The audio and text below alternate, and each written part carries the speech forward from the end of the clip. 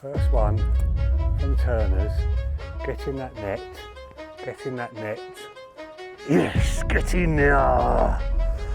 Oh, they're here.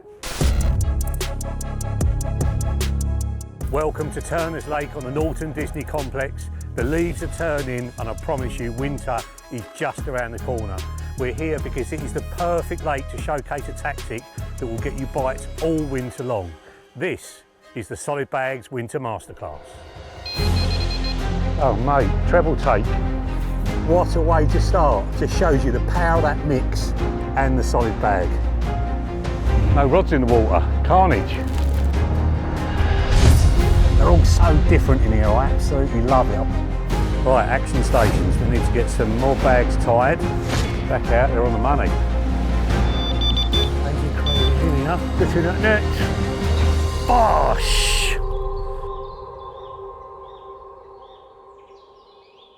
Location is the most important part of carp angling, no matter what tactic you're using. So I try to get to the lake as early as possible and spend plenty of time looking before choosing a swim.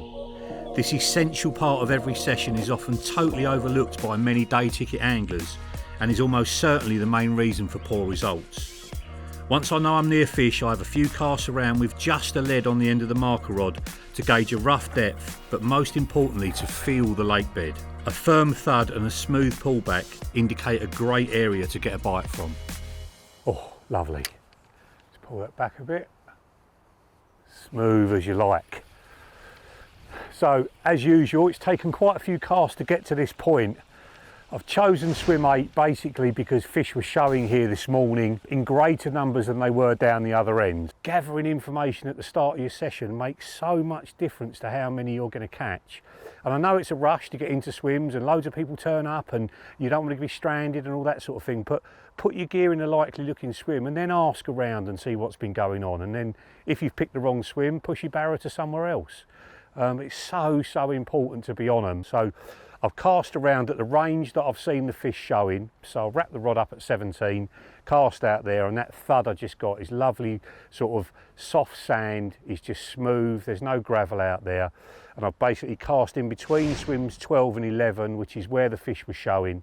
Basically that's where I'm going to put 3 rods tonight, but my left hand rod, I'm told by everybody, down towards those bivvies in swims 9 and 10, is a really nice area at 12 wraps. So I wrapped up at 12, cast around, and it actually looked a bit close from where I'd seen the fish showing myself. So I re-wrapped it at 13, cast around again. It's all much of a muchness. It's gravel, which is not really what I want to be fishing on, but I couldn't find any soft stuff there at all. I've not used a marker float in this situation because I know out there the bottom is fairly flat. All of these lakes have got really good depth maps. You can have a look at it when you get to the lake, or you can look at it online in advance. I know out here it's 12, 13 foot deep pretty much everywhere. There's no real ups and downs. It's getting gradually deeper as it goes further away from me. Perfect for line lay. I know where all the spots are. Let's get some baiting. Solids are really effective as a single, but with 900 carp in this lake, I think feeding over the top is the best way to turn one bite into many. The type of mix and the quantity are critical, especially in the colder months, so I let recent form and weather conditions dictate how much I start with.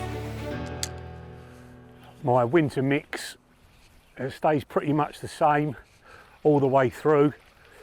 50% corn, because there's no nuisance fish on these lakes. 25% hemp that I cooked myself.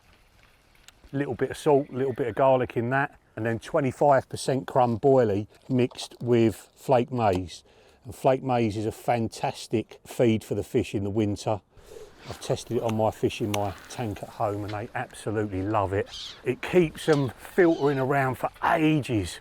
When I feed it in the tank, it takes hours for them to find every little bit of it. So if you combine that with corn that gets an immediate reaction, doesn't matter how cold it is, how gloomy, how dank, they will still eat sweet corn. So if you can use it in the winter, it's such a great part of a winter mix. Smart Liquid massively boosts the attraction levels, so it always features in my bait mix. I add it to the crushed boilies and flake maize, which soak it up really well. To this I add all the juice from the tin of corn and liquid from the hemp to maximise the pulling power. Allowing the liquids to soak in, make sure their taste and smell gets to the bottom of the lake and doesn't float off on the wind. And I'm using the same rod as I used for when I felt the bottom and decided on my spots. It's a Kaizen spod rod, top of the range spod rod. And the Emblem spod reel is loaded with spod braid, and a 30-pound Armacord leader takes the force of the cast. I use this for if I'm fishing 10 wraps up to I'm fishing 33, 34 wraps, I'll use the same set of kit. And I'm just looping off the lead. I just use the probe lead to fill the bottom, and I'm looping off the lead and just looping on a medium spom.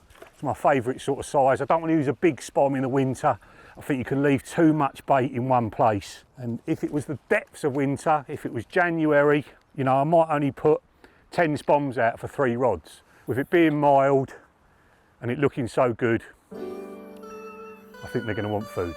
So I'm starting fairly heavy for this time of the year with 20 spoms over the top of the 2 open water rods and an extra half dozen just behind the rigs, so the fish can have some food without coming anywhere near the lines. This may delay the first bite a little, but encourages more fish onto the baited spot, thus creating more competitive and confident feeding. The left hand margin spot will probably have a lot less fish passing over it, and I don't expect them to hold in the area for long, so I'm going in with a lot less bait.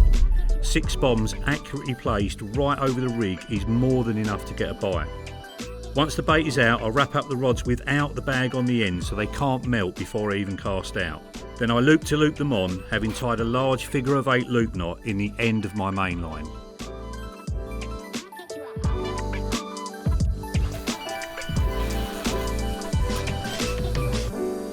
One last solid bag to loop on. I have changed the line over, so on my previous masterclass I fished on Pettits. I fished at 26 wraps in a big crosswind just like we've got today, and I needed to have 040 long chuck on because it casts like a dream. You can feel the lead down well, but here I've gone for 15-pound contour. It sinks like a brick. It's really abrasive resistant, this new version. I've field tested this over a couple of years and I've had some epic battles with it. Get in that net. Yes, get in there! That is a good one. And it's more wiry than normal mono. It doesn't absorb water like normal mono does, so the donk that you get on day 1 is the same on day 3, whether the line's wet or not. And for this sort of short to medium range fishing, it is my first choice. If I was going back on Pettits in the winter time and fishing in the deep water at shorter range, I would have 15-pound contour on again. So we will obviously talk about the bag mix, the rigs I've got in the bags, but for now, that is our opening gambit.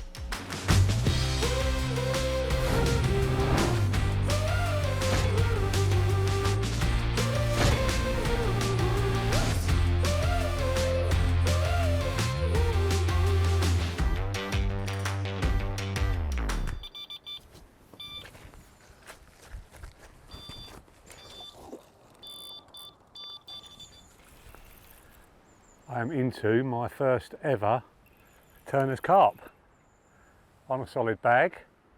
It's been out in the water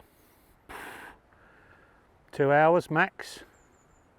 I'm fishing very slack lines with these solid bags because I've got 3-ounce flat pairing lines, fish completely running. The rig is doing the work. You don't need a tight line to hook the fish with this rig. And fishing slack as I am with the 15-pound contour means all the lines out the way of a fish for a fight. Yeah, it's a nice mirror, chunky one. Right, let's guide you around here. Come on. First one from Turner's. Get in that net, get in that net. Yes, get in there. Oh, that's a touch, man. Get one so quickly. Oh, what was that? Bleepage again? Might have been a liner on the other rod. They're here. Right, name of the game is get the rod out as quickly as possible. You've got to make the most of bite time. If they're having it in the afternoon, rod sitting up against the bivvy is no good. Back on the spot, then do your pictures.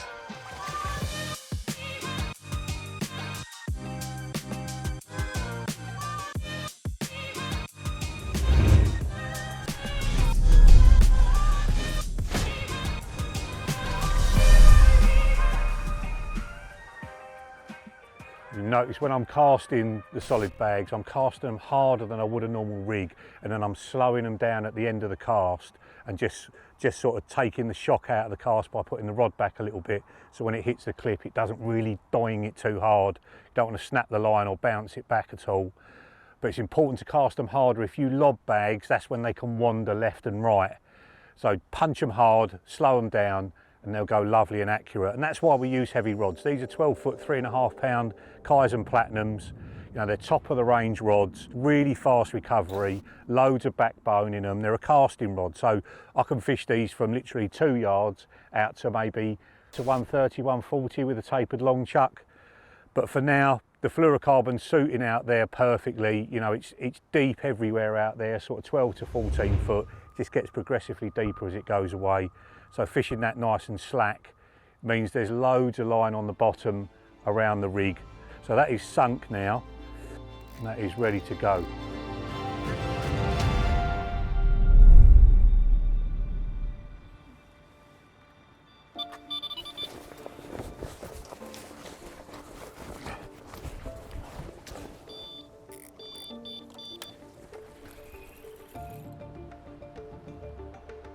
Well, it can't be more than half an hour and the same rod is away again. Whether I get him in or not, several things have got to change. So the bag mix on the right hand rod is a more fishy bag mix. That hasn't gone yet, and they're only a few feet apart. This is a more spicy, still with pellets in, but a more spicy bag mix with a more spicy hook bait. I've got 1 grain of slow sinking IB corn with half a 8mm dumbbell spiced up with the sriracha chili sauce. Tiny little hook bait really, but that having gone twice now, the right hand rod needs to be changed over to that bag mix, and the left hand rod that hasn't done a bite needs to go out and be the other side of this rod. We'll just concentrate on this longer area now. So very quickly a winning formula is presenting itself.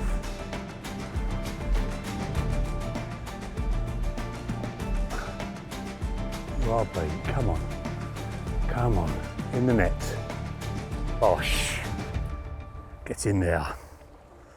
2 for 2, excellent. Right, action stations. We need to get some more bags tied, some rods changed. Get back out, they're on the money.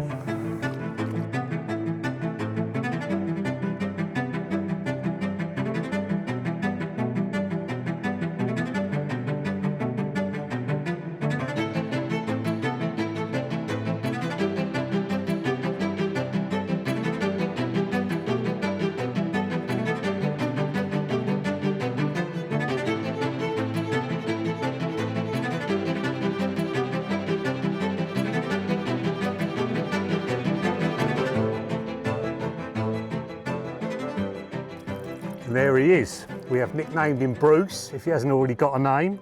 29 pounds 6 ounces. What a way to start. Bearing in mind that's 2 hours after 25 spoms have gone out there. Just shows you the power of that mix and the solid bag. Well chuffed to get the first one out of turns.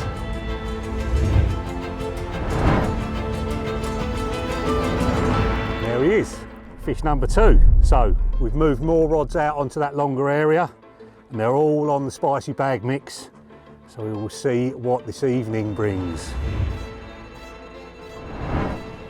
It felt like the fish had drifted out of the area, so as the light faded, I added another 5 spoms over each rod for both sound and smell in the water to try and inspire some night action.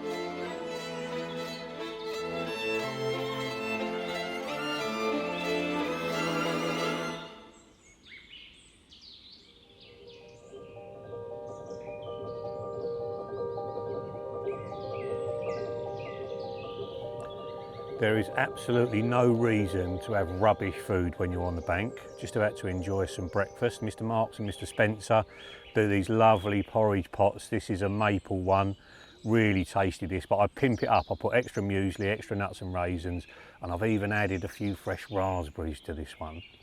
Now when I'm doing evening meals, I've got a couple of signature dishes that I cook for other people on the bank that I'm pretty proud of. The first one is my steak. And first of all, you need a good bit of meat. Again, Mr. Marks and Mr. Spencer do a lovely bit of organic sirloin. I like that because it's got the fat down the back of it. And then my other signature dish is a teriyaki chicken. That is an absolutely banging dinner that's really healthy as well. And that sort of dinner, done in your bivvy in the evening, when all the rods are salted and you're waiting for a bite, that is a luxury that makes the difference between roughing it and really enjoying a winter session. As the night had passed without so much as a bleep and the morning was no better, I decided to move one rod out of open water, back onto the spot 13 wraps down the margin.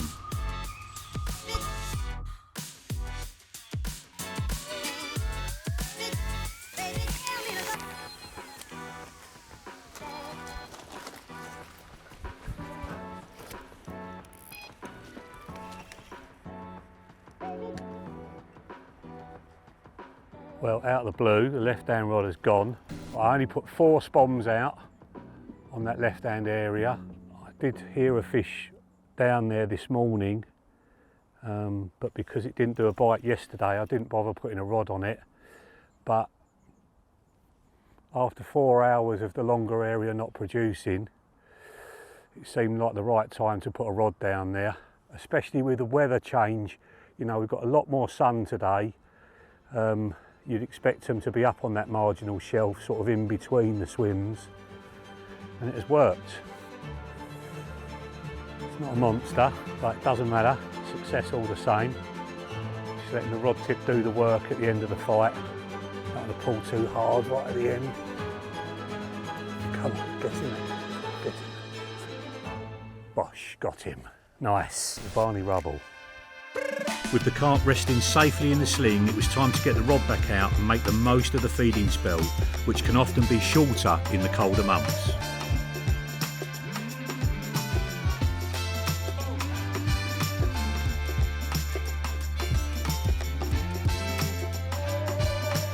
The baiting all landed bang on the money and the bag went out first time, so it was no surprise when I had another take not long after. This kind of work rate is how we turn 2 fish into 10 fish.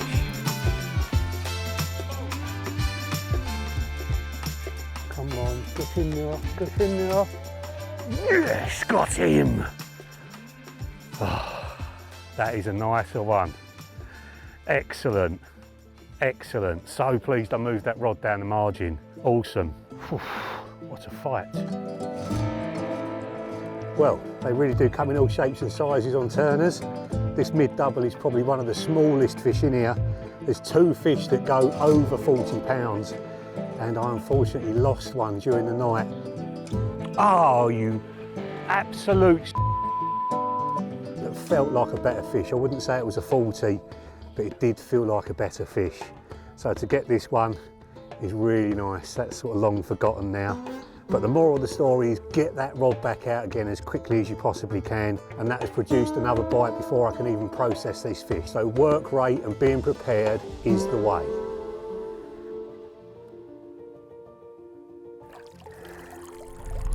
And there he is, 24 pounds on the button this one, well chuffed to get him. And of course the rod has gone back out again. 4 spoms first, then a fresh bag straight over the top, and I've redone the other 2 rods as well. Because activity on this rod has got me 2 bites, nothing's happened longer. So 8 spoms went out, 2 fresh bags over the top. It is so important to make the most of the short feeding spells. The more we go into winter, the shorter the feeding spells can be. And middle of the day to sort of last light is a brilliant time at this time of the year. So you've got to make the absolute most of it. There is no doubt that solid bag fishing is deadly on lakes like Turners, where the fish are grazing over larger areas of open lake bed. But the rig you use inside the bag is just as important as the tactic itself. The solid bag rig centres around my favourite winter hook, which is a size 8 Longshank X. Very sharp straight point, a really strong hook, and I'm utterly convinced that they turn more pickups into fish in the net. They just turn and catch hold so quickly. So I'm tying it with Supernatural in 18 pound. That's really supple, folds into the bag easily, sits on the deck once you've got a sinker on it, and it just works so well for this kind of fishing. I tie the hook on with my favourite whipping knot, do a big loop underneath the hook, wrap once going up, wrap her over again going down so it crosses itself, carry on wrapping down to the eye 4 or 5 turns, pull the little tag end tight, and that is your knot done. And then I pull it down to the eye of the hook, pull it really tight, and then do the same knot again up the top of the shank. That's where the hair is going to leave the hook. If you don't want to use that knot, you can use the knotless knot, and you can put a little bit of silicone tubing up at that point of the hook, or you could use a rig ring. You just want the hair to leave the hook roughly where the barb would be. Now obviously I'm crimping the barb down because it's a barbless rule here, and I always check the point of the hook before I tie the rig. So I just dink it into my nail. If it grabs hold, it's sharp enough. If it skates along, it's not, gets thrown away, and I get another fresh one out of the packet. When I'm tying the hair, I basically put the baits on the baiting needle, line them up against the hair, fold it over, and just tie a simple overhand loop so the hair ends up exactly the right length. If it ends up a little bit long, I do a second overhand loop just to shorten it down, and if it ends up too short, I'll use an extender stop rather than a hair stop just to bring it up on the hair a little bit more. So I'm wanting about 5 mil between the hook and the bait. The baits are very, very small. The hook's long shank, so it turns really fast. That seems to be the sort of perfect combination. And then at the bottom of the hook, I'm sliding on a medium kicker. I cut a little bit of that off first, just to keep it as small and neat as humanly possible. That kicks the hook link in like a liner style. You don't have to use shrink tube, and you can reuse them. I reuse as much as I can on my rigs, hair stops, the kickers. I reuse the sinkers as well by literally pulling them off the hook link, put them onto the purple handled needle, push them onto there, and then slide them back onto another one. So I'll use kickers and sinkers multiple times during the session, just keep putting them onto fresh rigs, so I use the minimum amount of rig gear. Now the hook link length is critical. It needs to be 3.5 to 4 inches from the top of the bend of the hook to the loop at the other end of the hook link, and I'm tying a figure of 8 loop. Once I've put that sinker on, just pull it down really tight. Make sure that the fish can't tighten it anymore. That's really important. If you don't tighten your knots fully, pull into a fish, it goes a little bit more, and that's when it can cut through. So I really pull it under tension before I put it out in the lake. And then the lead system, this is absolutely key as well. I'm using a running inline. From the underwater filming we've done, and just from my fishing generally, I'll use running rigs if I possibly can, because there's no anchor point for the fish to use to get away from the rig. Sometimes they can shake their head with a fixed lead and it actually throws the hook out of their mouth. We have seen that on the underwater. So I've got a safe zone leader, one of the ones done specially for solid bags, only 1 foot long. I've taken the swivel off the end of it and I've replaced it with a quick link, and then above that I've got one of the little sleeves just cut down and 2 4mm beads. I've taken the insert out of the 3-ounce inline lead, and that basically slides up and down that safe zone leader with no resistance whatsoever. The beads and the little sleeve are basically to cover everything up so the hook link can't get off during the battle, and those beads just hold it just perfectly, so there's a little tiny bit sticking out the front of the lead, so when the fish picks it up it feels some resistance, and then the lead is immediately sliding away. If you can fish running inlines, I strongly recommend you do. They definitely get you more bites. You can use lead core if you want to. Again, keep it as short as humanly possible. You can also use the lead-free stuff as well. Those are both spliced at either end, and you can tie up 10 in advance, so you've got loads of stuff spare. And that's one important thing when you're doing solid bags, having spares, having loads of rigs tied, so that you can have a bag ready to go. So if you get a bite or you miscast, you can put another one straight back out again. So that is the rig that goes inside the bag. A very short braided hook link, that's the absolute key part. Those straight pointed long shank X's and a running inline.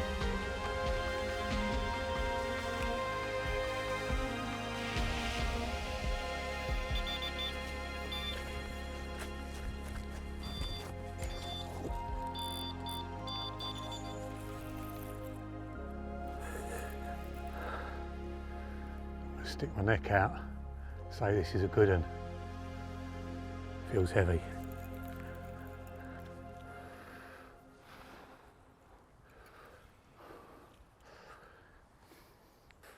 Just being extra careful with this fish.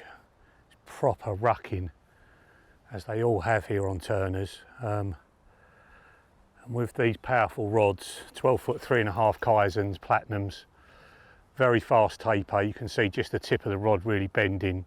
It's important in the latter stages of the fight just to let the tip do the work.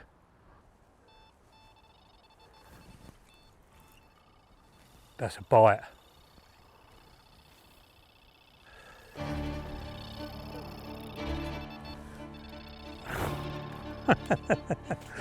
tonnage. Oh, get away from that line. Come on. Right, you're mine. You're mine. Get in that net. Get in that net. Bosh. One down, one to go.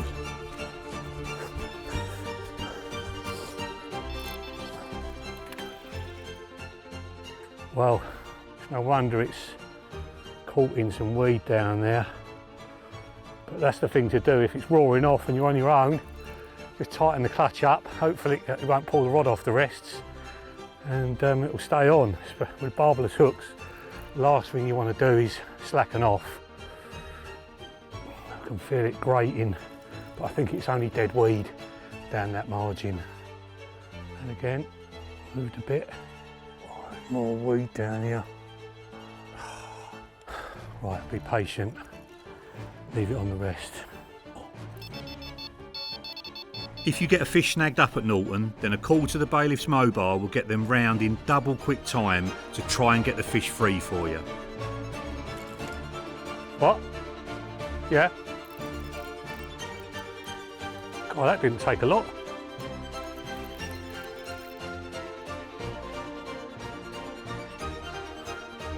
Scotty boy was on hand to pass me the net. It's a godsend these springbows float on their own, so I could easily pick it off the surface and land this angry turner's carp. Crazy, crazy linear. Get in that net. Bosh!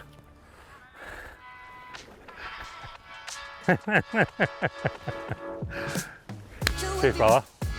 The conditions were superb for November and the fish were clearly having it, but having exactly the right hook bait in the bag is also critical to the success.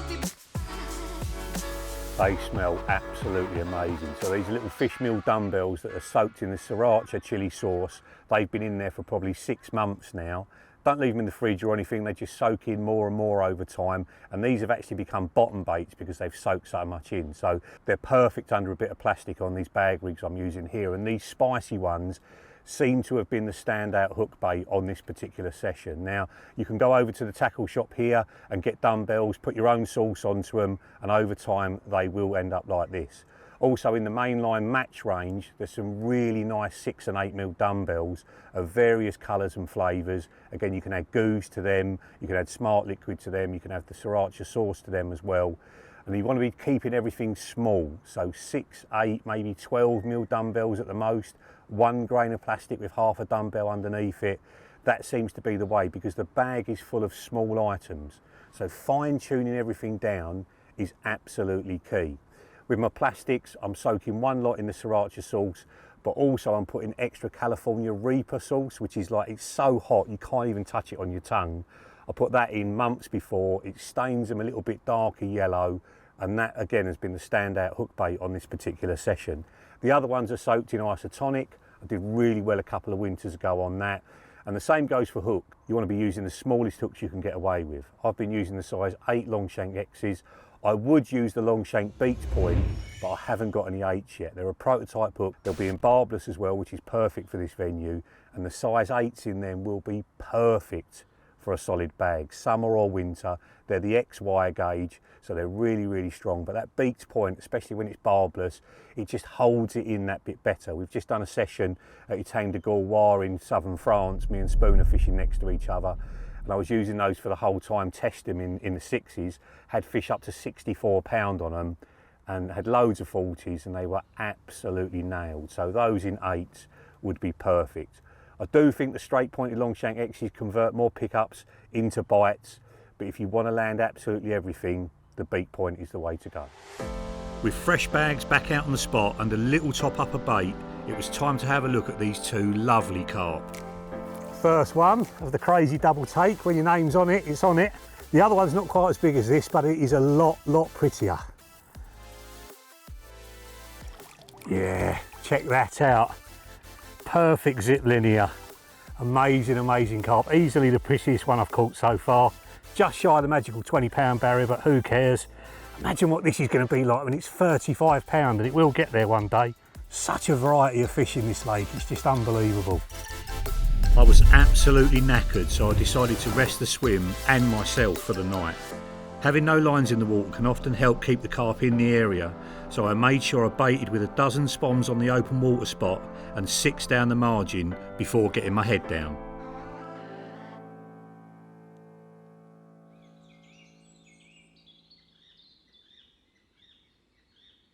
They could have easily eaten all the bait and drifted off, so I started the day with another 3 or 4 spoms over each rod before casting out the bags. The main reason why bags are so successful is you can fish a super short braided rig and an inline lead nestled in a pile of mega attractive feed, and the options for bag mixes are literally endless. Your solid bag mix can be as simple or as involved as you want it to be. People like Rob Burgess, who's probably the best solid bag angler I fish with, just uses dry pellets, 2 mils and 4 mils. That fills up all the little gaps in the bag, makes them absolutely rock solid and they cast miles. There's a house pellet here that gets fed all the time. People use it in their spod mixes all the time as well, so it's the obvious thing to use. I've used 2s and 4s as the basis to my mix, but I think you can always add extra stuff to it that gives it extra pulling power and makes the bags unique to you. So first of all, I add Smart Liquid. There is no downside to that at all. It works summer and winter. I just put the fish one onto the pellets, let it sort of soak in sort of overnight, but because there's no water in it, it doesn't soften the pellets, so you still get a really rock solid bag. But I like to add more stuff on top of that as well. One of the powders I really rate is the Baitworks krill powder. Really fishy, crustacean-y, really strong smelling, soaks up loads of liquid as well, so some of that goes in. A little bit of spicy sort of ground bait with a few small pellets in it as well. I love spicing all of my baits, and I add extra garlic and chilli to my mix as well. Over time I think that just penetrates into the pellets as those two smells do into anything, and I think there's just extra pulling power. I've put garlic granules in my tank at home and the fish immediately go down onto the garlic granules and start sucking them up and sort of sifting them out the mud. So that always goes in my mix as well.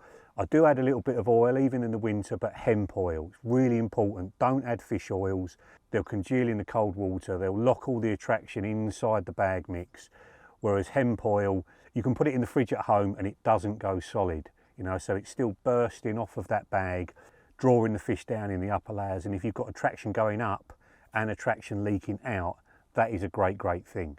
One other thing I use in my bags a lot is the goo, but I don't squeeze it into the bag before I cast it out. I tend to soak it into the pellets, and the best one I've found by a country mile is the white squid. I'm using little white squid hook baits with it as well, just adding it onto the mix, just moving it around with the little scoop that you use to fill up your bag, and just let it soak in over a period of time, whether it's a day, 2 days, 2 weeks, whatever. When you pick that bucket up, you can smell that squid in there, and I've used that on places where the bites have not really been forthcoming, put it on there and had a bite straight away. Now all of my mixes are kept together now in a new bucket that the boys at Product Development have designed. Absolutely fantastic. There's 2 2-litre sort of sections at the bottom that have got sealed lids on them. You can keep up to 4 mixes in there because there's dividers. Then above that you've got a tray with the mixes that you're going to be using during your session. So in this case I've got the spicy in one side, I had the fish in the other side, but I've now changed that round to having one with goo in it on the other side. So I've got 2 options of making up bags. And then the 2 trays in the top, it keeps your spare bags, it keeps your rigs, keeps your PVA tape, your little chodit tool for pushing the hook bait down in it, pairs of scissors, all that sort of stuff. So it goes in a normal 10-litre bucket, comes as a kit with a scoop and everything as well. It really is a beautiful bit of kit for people who use solid bags all the time. Once you've used it, you'll wonder how you did without it. Anything that makes you more efficient will definitely get you more bites. Resting the swim and having bait out there but no line should maximise the number of fish in my area.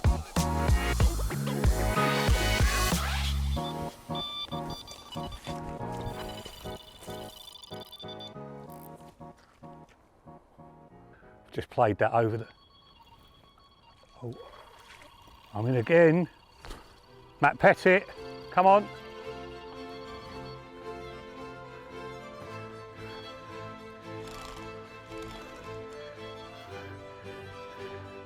Embryo Managing Director on the firm. Come on son, keep a tight line on it. What are you doing?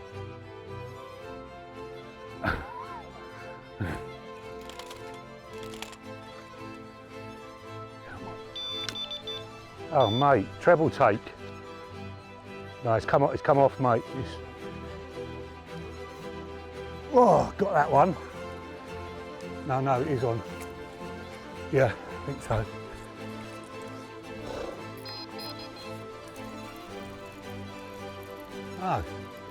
No, done me. With the first one safely in the springbow and the second one still on, it was time to take over from Matt and try and land my second double take of the session. Come on. Get in the nets. Backwards. There we go. Bosh. Nice. No rods in the water. Carnage.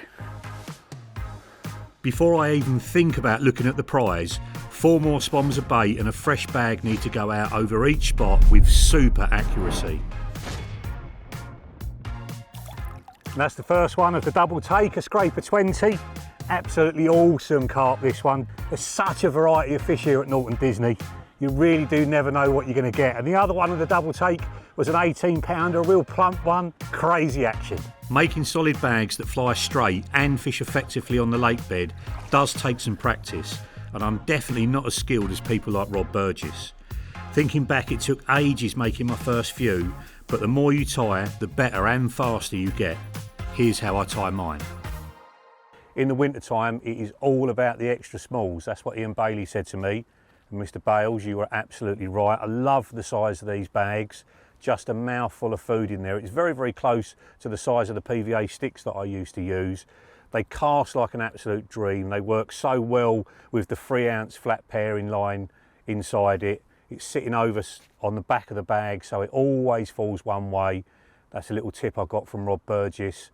And you just know that if your hook bait is sitting on top like it is there, it's above the lead, it's not trapped, and the hook holds here have been absolutely brilliant. So to tie the bag, first of all, get them out of the packaging at least half an hour before you're going to tie them.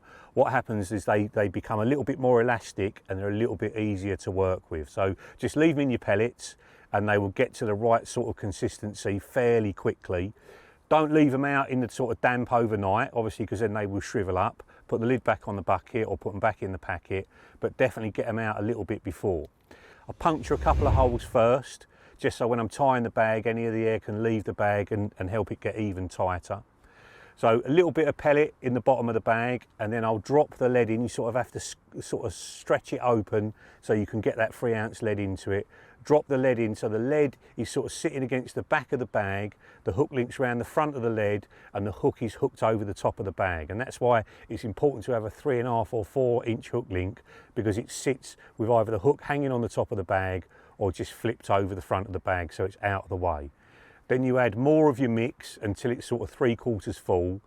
You then pull the hook off the top of the bag, make sure the hair's not tangled, the bait has to be down, and then you push the bait down into the sort of loose pellet and loose bag mix until it gets sort of 3/4 of the way down. Now if you can't push it down with your finger, I use the end of a chodic tool. Because it's flat on the end, you can push the sort of top of the hook bait and keep pushing it down. Obviously make sure you don't touch the point of the hook. You want to be making sure that the hook link is looped round, out of the way, it's not tangled, the hair's not tangled around the hook's all sitting nice and flat, and it's worth taking a bit of time to do that. You see Burgess and these people tying bags in 60 seconds. Well, it doesn't matter if it takes you 6 minutes to do it. If you do it in between bites, you've got loads of time. I've got 3 or 4 tied here. Got loads of time to get it absolutely perfect. The lead wants to be dead centre at the back, not over to one side, not rolling inside the bag. That makes them cast nice and straight and always sit over one way. So once the hook bait is down to the bottom, then I'll really give it a good tap. And these deep water bags, the slow melt ones, you can really pull these about. Because the way they're made, they're folded over at the end so there's no seam at the bottom. There's no way it can split, which happens to a lot of other bags. And the other thing about them, if you taste them, they've got no sort of aftertaste, where you taste some bags out there, they're really bitter and really not that nice. So once you've slapped it down a couple of times, then I put my thumb around the top of the bag, twist it and tap it down a little bit more to get it a more condensed shape. So it's all super tight. And then I get my 10mm tape, just bite it off the spool and then wrap it around, going progressively further down onto the bag, so you're making it tighter and tighter 6 to 8 turns is more than enough. But once you've tied that in 2 or 3 overhand knots, everything is secured. And then I pull the leader out of the way, put it underneath my thumb and forefinger, and then I cut the excess off. And then basically just trim round, trim round. Again, you can be as neat or as untidy as you want. I just trim the excess off, you know, so it doesn't slow casting down and so you don't end up with a great big load of PVA at the back of the bag. And then I leave them. So I don't fold the ends over straight away. If I'm going to be casting them out in 4 or 5 hours time, these deep water bags can go a little bit baggy in that time. The standard ones don't do it. And if you just use dry mix, just dry pellet, it happens a lot less. Obviously I've got some liquids in here, so it tends to make it happen more. But with the deep water bags, just leave them pillar shaped, and then just before you cast them out, you tap the corners in, then pull the ends up, sort of fold them into a little triangle, keep pulling them up, getting it tighter and tighter.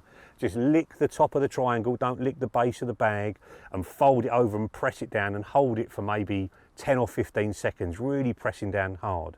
Sometimes the seam can just flip up, you can just put a little bit of saliva on that and push it down flat, so it's more aerodynamic, and then turn the bag round the other way and do the same thing. Pull it in, like tap it down, pull it in, really pull it tight, and then lick the bag, and then just fold that corner over. Pull it as much over as you can so it's almost over the top of the other little corner, so it gets it all lovely and tight and aerodynamic like that. And I promise you, if you take your time with them, and you do them over and over as the sessions go on, you will get better and better at them. If one miscasts, just wind it in and put it back out again. It's all about taking your time, making the bags in between bites, and making sure they're like that every single time. This session shows just how effective bags can be in the colder months. Effective feeding in just the right quantities and accurate casting has kept the bites coming at a time when many have already hung up their rods.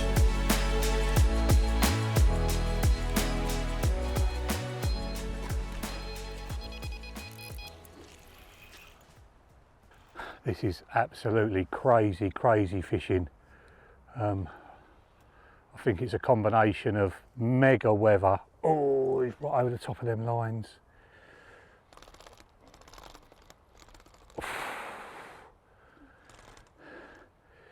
You know, it's mid-November and it feels like September. You know, I really thought it was going to be 7-8 degrees in the day and 2s at night.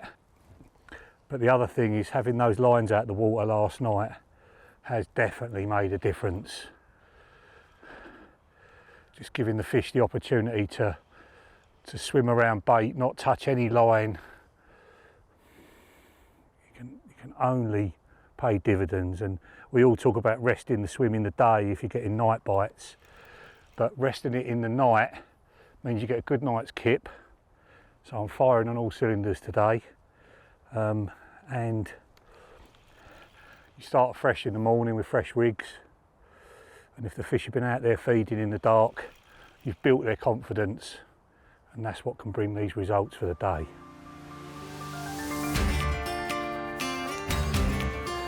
Come on, you are nailed. Get in the net. Bosh! Get in there. Stop catching them. Stop it. Before I'd even got the rod back out, the middle rod was away again.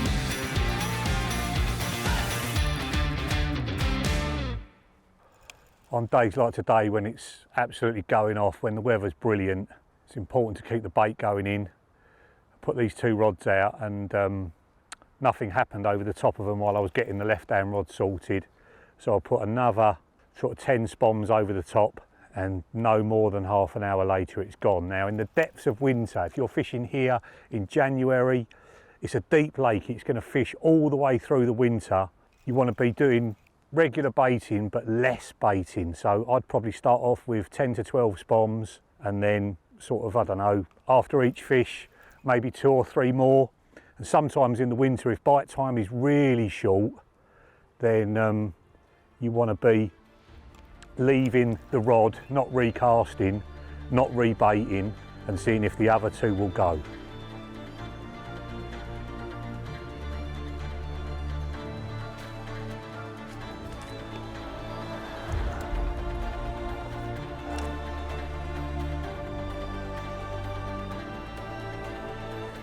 A little bit of corn hanging out of his gob.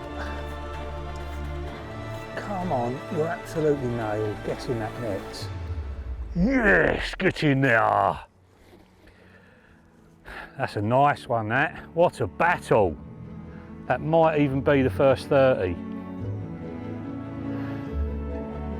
Excellent. The first of this flurry of action weighed 24 pounds 5 ounces. Absolutely awesome carp, this one. They're all so different in here. I absolutely love it. I've had a right time of it today. We've still got that big common to show you. Okay, moment of truth. It's all zeroed. Yes! 30 pounder, get in there. 31.6. Well chuffed. Yeah, man. Check that out. What a last fish to catch. An amazing, amazing 31.6 common. Over the moon with this creature. And hopefully this has convinced you to come down to Norton Disney in the late autumn and into winter. It's going to carry on fishing right the way through. You just need to get the tactics right. And if you follow my lead with the carbohydrate feed and the solid bags, loads of these will be in your landing net as well. Look out for more masterclasses. Remember, I've done one on Pettits as well. Caught a load out of there and Gigantica in the winter. Keep watching them, keep getting bites. Thanks very much for watching, and we'll see you on the bank sometime.